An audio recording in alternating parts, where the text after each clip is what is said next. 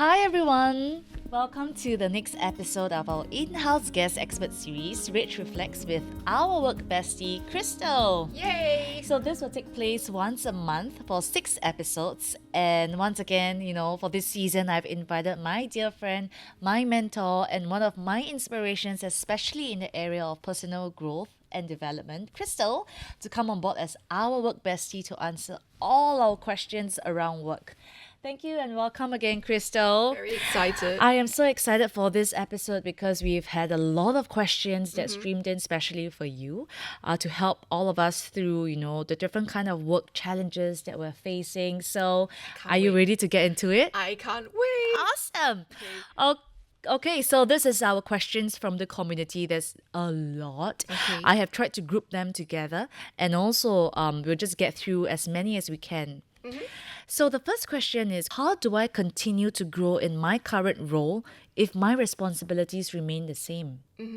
Okay, this is a great one, and many companies actually hiring me to talk about career mobility. Career mobility is a concept whereby in the past we used to think of our career as a career ladder, linear sort of thing, and then after we earn our dues, then 2 years later then we ascend to the next rung. But actually today in the modern world, it's no longer the career ladder, but the career matrix, in which sideways moves are as important as upwards or diagonal moves. It's like trying out different roles in different departments, maybe overseas experiences, stretch assignments, all these sort of things. Because right now what we're really finding people want in their world of work or their career is to have a career portfolio where you have a whole bunch of competencies, skills, and life experiences that are from your career. And that doesn't necessarily mean doing the same old thing and then progressing up the job ranks. And in fact, many companies come to me and they say that they have problems looking for leaders or CEOs that are capable of leading the company because there are not many people who actually have the breadth Yes, of I was experience. going to say go wide. And most of them are more specialized in that sense, right? Absolutely. Yeah, so that's the first thing I would say is that, think about your career like a portfolio of how can you actually accumulate more strengths, more competencies, and more experiences, types of experiences. So for example, even if I didn't get a promotion, can I actually have a stretch assignment working on a different type of project? So if I've always been doing data analytics, can I do something people facing now? Or for instance, can I collaborate with another department to do some sort of project so I'm exposed to that other department, sales or marketing or something else when I've been doing data analytics, for example. So there's many different kinds of ways in which you can expose yourself to new growth and learning and actually increase your market value. Yeah. So even if you didn't get a promotion, you can ask, for instance, can I be seconded to another department for a while? Can I work on a project with another part of this organization? So if I'm a data analytics, for example, can I work with marketing on something and gain exposure to new skills? Or you can look at it like, are there any overseas opportunities? So it's also like taking it and in our own hands, right? Be active about it instead of passive, right? Ask for opportunities and expand our responsibilities in whatever ways, even if it's, let's say, outside of work. Yes, absolutely. I think that your career, you should always ask yourself, how much did I learn? How much did I grow over the past year? Some people tell me I have 10 years of experience. And then when I look at their CV and I see that they've just been doing the same old job for 10 years, I say, you don't have 10 years. You have 1 year times 10 times. Wow. So I feel like employers these days are very discerning. When we look at candidates to join our firms, we look for what are the transferable skills, what are the competencies, how much potential do you have, and also how much experience do you have with diverse thinking and problem solving. And as you mentioned, Rachel, you mentioned that, when you work with people who have interfaced with many different types of roles, many different kinds of people, they're just naturally better problem solving. Yes, they are. Yeah. I think also because what you shared earlier reminded me that, I think some of the employees or candidates that I have or come across, I think those with a wider experience across maybe even different functions, right? They tend to have a broader kind of thinking. And I think this really values add to the way they strategize, to the way, like you said, they problem solve, and that is absolutely value adding to the company, the business, and of course to themselves ultimately. Yeah, absolutely. I think like 80% of success is collaboration, right? Yes, today especially. Absolutely, especially today, it's like all about, I always say, it's the move from ecosystem to ecosystem. Wow. So like it's one of my favorite things to say because in it when we have a fixed mindset, we go into our ecosystem like what can I achieve for myself? What are you going to give to me? And it becomes very transactional. It's like, oh, okay, I won't share information with you, Rachel, because I want to look good. Why should I like give of myself and that sort of stuff? But then when we actually move out of ecosystem thinking to ecosystem, it's kind of like, how can I contribute? How can I add value? How can I be of service? How can I be generous with boundaries, of course? Yeah. But when you move into that ecosystem thinking and you're a team player, you'll be amazed at how many people want to sponsor you, want to Yeah. support your success, want to Yeah. have your back, will fight for you during bonus meetings and that sort of thing. So moving on to the next question. So how do I know if I should move on to a new job? I think rule of thumb, I always say, is that when you're thinking about that question all the time, it's probably That's a good sign. a sign, that your inner wisdom is really trying to send you a message that something doesn't sit right with you. And you are, longing for something that's more aligned with your values. So I think that it's important to do a SWOT analysis. SWOT stands for strengths, weaknesses, opportunities, and threats. So it's a little bit like a strategy planning session. Like you want to leave your job, but you're not sure whether it's, the right decision. Yeah. You want to write down what are my strengths, what are my marketable skills, my competencies, what do I have to offer? Then you want to write down what your weaknesses are. So maybe I haven't had much work experience. Maybe there's some sort of developmental areas I got feedback that I need to work on certain areas. yeah, absolutely. And then there's also like, then the third part is the opportunities. Like, okay, what kind of opportunities are there in this area? So for example, I actually in my industry, a lot of people are pivoting to this other part, like, oh, using AI now or whatever it is, right? So there might be certain opportunities in your sector or in other industries that might be exciting. And then, of course, there's threats. Like, threats is like, if I continue in my particular industry, are there any threats to my industry? Or maybe there's lots of retrenchments, there's tech Right. winter now. If I stay here and I'm not proactively looking, maybe I would get cut or something. But really have these 4 columns and like take stock of where you are at. And it will allow you to more intelligently, figure out whether this is something where, wow, I have so many strengths and there's so many opportunities, it's a no-brainer. But if I have a lot of weaknesses or I haven't actually learned so much yet, I've only got 6 months of experience in my past 3 jobs, and maybe it's going to make me look like somebody who's not very serious if I keep on changing jobs every 3 months for the past 4 times. Then, Yeah. or there's a lot of threats, going Yeah. on for me changing jobs. I don't have financial Yeah. stability. I don't have all of this. Then you might want to reevaluate. I love that. First and foremost, if we already find ourselves thinking about changing job pretty often, then we should definitely do something about it. Yep. Clarify our thoughts and emotions down by like what Crystal shared, the SWOT analysis, and I think that will give us a lot more clarity on what the next steps should be. Yeah, I also think it's important to speak to other people and like have this sort of informal board of advisors. Yeah, So in our lives, in our right? lives, Yeah. like a circle of trusted people. And I would actually try to find people very different ages, different industries, different kind of backgrounds from you. Maybe just kind of like take them out for a coffee and take it as a research project. And say to them like, hey, I'm at this career sort of like a point where I'm thinking about like reinventing myself or reimagining my career or trying something differently. And I wonder whether you had like 15 minutes to grab coffee, because I'd love to hear from you how do you see me and my strengths, and like what would you recommend for me? Wow. And if there are people who are really for you, like your friends Yeah. and your network, like 80% of the time, I think they would be happy to do that. And what's even better is that sometimes a lot of them will actually make introductions for you. And That's like invaluable. an introduction is 1,000 times more valuable than applying through a jobs portal. You know what I mean? Yeah. It's like if it came from somebody, it's like, wow, that person will give that person face Yeah. by opening up the CV It's and all true. of that. Yeah. So I think that this whole research experiment is like, how many people can I find that are willing to have like, you know, coffee with me, give me advice, and also open up their black book of Wow. contacts and help me. Yeah, so take proactive steps, Yes. reach out, do the inner work, analyze deeply, and then I think that would also slowly lead us to the decision that we need to make. Yeah. The next question is, how do I manage an indecisive boss? He or she tends to say one thing but does another. Yeah, there's two types of indecisive bosses. The first type is indecisive and they know they're indecisive. And the second type is like they're indecisive but they are very clueless and they think Yeah. that they are very clear. Okay? So the first type is obviously a lot easier to deal with. Yeah, Because they're a bit already more- aware. They are self-aware, right? So with the first type, you might want to give them options. Yeah. So, and you might want to also create some structure. So, for instance, if my boss is truly clueless and indecisive, I might do some homework and go to my boss and say, hey, boss, here's the situation now. I've identified 3 options, option 1, 2, and 3. Here's the pros and cons of each option. And in my opinion, I would recommend going with option 1, but happy to hear from you. So, you're introducing some structure there.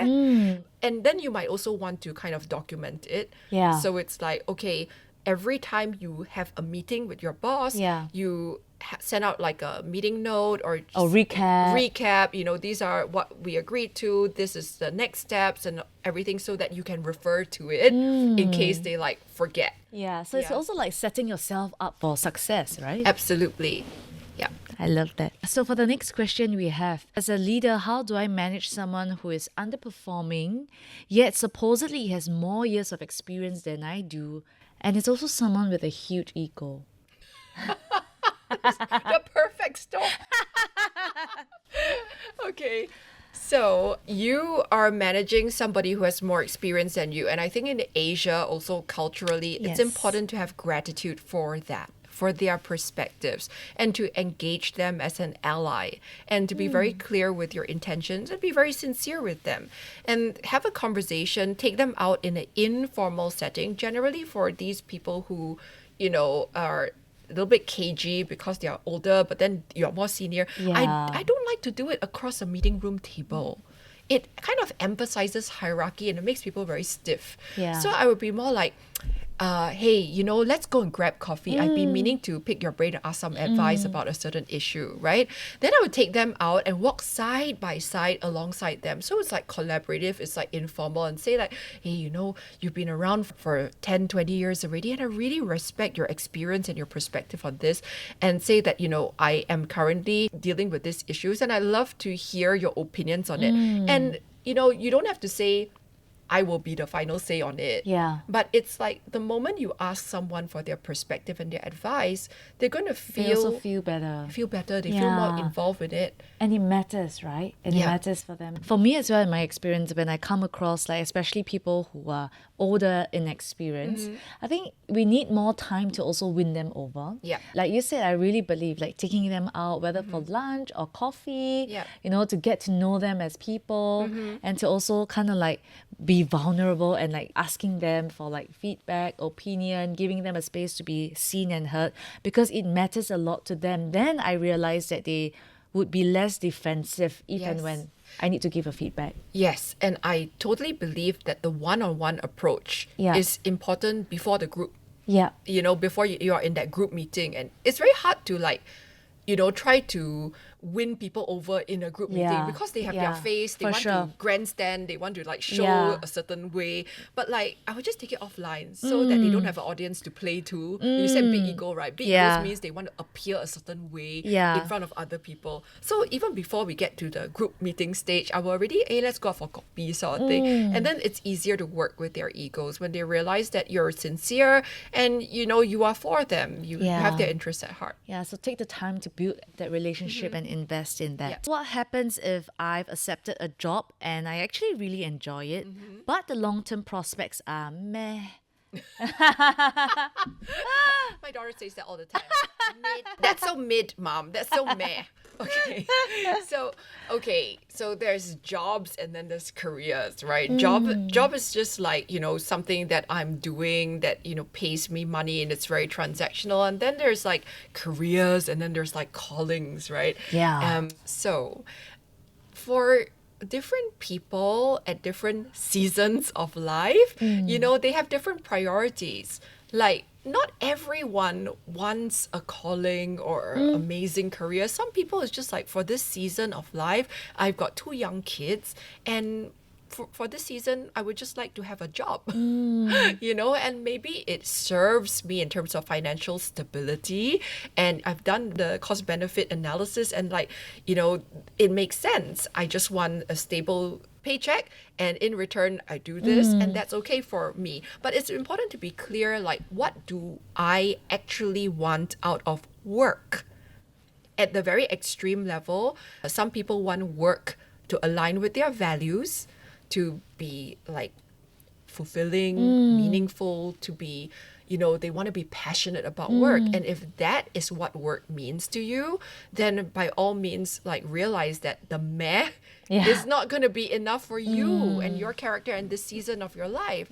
However, if you're the kind of person who's like, oh, okay lah, but right now my kids are my priority, and work is like, number 4 out of my priorities, maybe meh is good okay. enough. It's okay. Yeah, I love that. And I think it's such a reminder that I think it's so important to know what season that we're in, and to ultimately also then recognize that, different seasons have different demands and expectations as well. How do I remain sane in a toxic environment? I'm very curious, how would you define a toxic environment?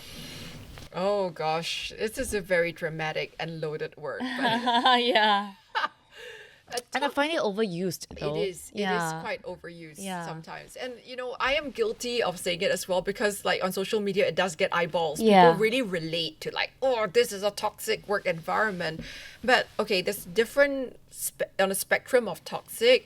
Like, what I would truly define as toxic is workplace practices that are eroding your boundaries. Like, for instance, people asking you to do things which are unhealthy for you, working long hours 24/7, people asking you to do unethical things, people behaving in a way that's like really against your values, or that any reasonable person shouldn't be expected to put up with.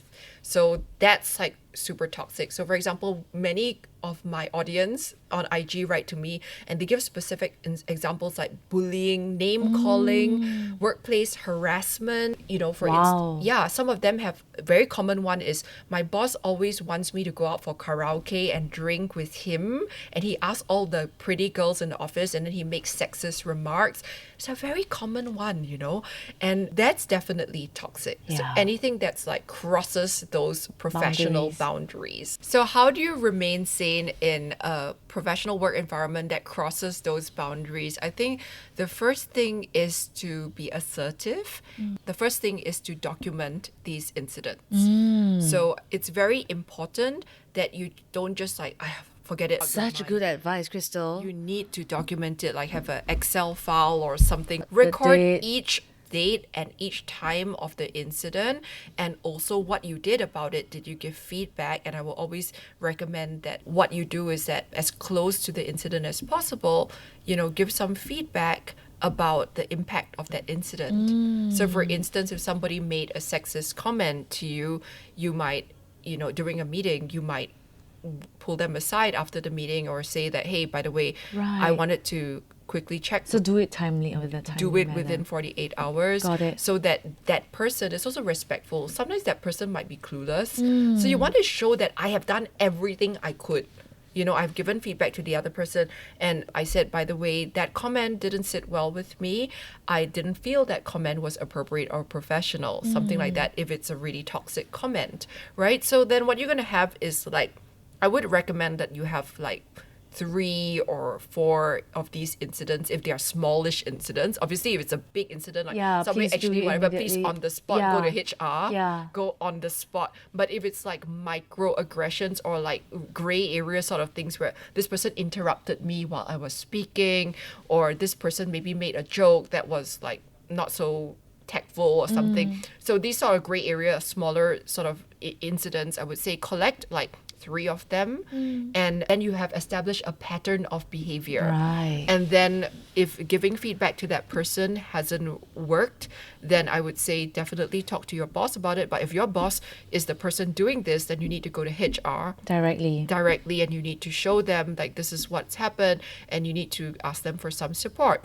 And if HR doesn't do anything, then it's time to really seriously consider if you want to stay in this toxic work environment or not. Currently, I would always say that it's your mental health, your emotional well-being. It's not worth it. Yeah, because sometimes I can imagine how fearful or dreadful you might be, right? Going to office to work, or like just thinking about the interaction that you might have with whoever the aggressor or whoever it is. For sure. And, my husband, Greg, is a clinical psychologist, and he does see people with actual trauma or post-traumatic stress disorder from not leaving and staying in toxic environments for too long. Or tolerating it. Yeah, right? it actually can have severe impact on your mental health. Like it can cause people to be depressed. It can cause them to develop panic attacks. We had a client that actually physically felt so nauseous she would vomit when she would just the thought of it. Just think about having to be in a meeting with this person, and we're like, why? Your life doesn't need to be like that. Nobody gives you a medal for suffering, you know. Yeah. It's like there's plenty of well-paid, well-respected jobs out there. Yeah, and companies. And So companies. have the courage, please, to speak up. Absolutely. And we have one last question for this episode. So how can I be seen and heard more at work as an introvert, especially in a society where it seems like extroverts tend to have an easier time with this? Yeah, so there's a couple of things I would recommend. Firstly, in a meeting, if you know you're going to be in a group meeting, you might want to prepare ahead like one insight to contribute in the meeting, but make sure that you are saying something that adds value. Yeah, because at the end of the day, when people think about you, and it's promotion time or bonus time, they're going to form impressions of you based on how you work with others. And, it's important that you are also learning how to manage how you come across as a team player, as collaborative, as innovative, as creative, as, somebody who's proactive. So that means advocating for yourself. Secondly, I would say that actually a lot of times us as Asians, Yeah. we have this belief that it's like very Haolian or arrogant or Yeah. something to like market ourselves. Yeah, or to just talk about what we did or achieved. Yeah. And it's like sometimes we have this self-critical voice going like, oh, you're such a show-off if you say that. And it's important to reframe, because I think that by communicating clearly what you're about, that's actually an act of respect, not only to yourself but to others, because your boss is a busy person, the senior stakeholders are busy people, and they don't have time to be psychics and mind read and try to go through Right. their brain and like think like, what kind of Who's person is doing what yeah, in and this all of team. that. Yeah. But if you are able to clearly articulate like during your conversations with them, so I had some ideas about this is the last project I did, here's what some things I felt that we can improve on, sort of continually adding value for and making your suggestions clear to them. It actually is like you are being respectful of their time and also of their headspace. I think thirdly is also about energy. Whenever we enter a room, we are either raising the energy or lowering the energy or changing the energy in some way. Some of these introverts are not conscious that, that they may be appearing as low energy. Okay? And actually, it's not like you have to be Energizer Bunny Yeah. and be like fake rah-rah or something. But it is also respectful to bring a certain amount of energy Yeah. and excitement or engagement with you to a meeting. Yeah. Yeah, because like we are all in meetings all the Yeah. time. Yeah. And like if everyone is like low energy, low Yeah. mood, it just doesn't contribute Right. to productive problem solving. Yeah, and positive energy really rubs off Yeah. the other team members. Love it, Crystal. And it's really you also saying that be more conscious Yes. of how we come across Yes. and be more intentional in, Yeah. also giving off positive energy. Yeah, and I think the last thing is also social capital.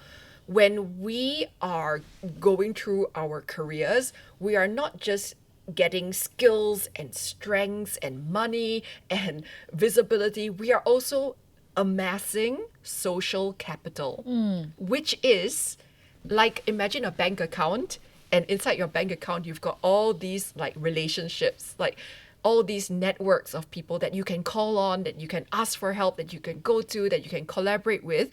And sometimes introverts forget that building that social capital bank account is very important, not only for your work and your career, but also for your mental health and your emotional and social support system. So it's like, okay, think about what's acceptable amount of time for you. Maybe one evening a week, Yeah. go and have drinks with Yeah. somebody. If that's out of your comfort zone, just give yourself like one small thing a week, coffee with someone, drinks with someone. But you will, most of the time, my introvert clients tell me that I actually built it up in my head to be more tiring Than it really is. was. Yeah. But once I was in that situation, it was It's like, actually okay. it was actually good.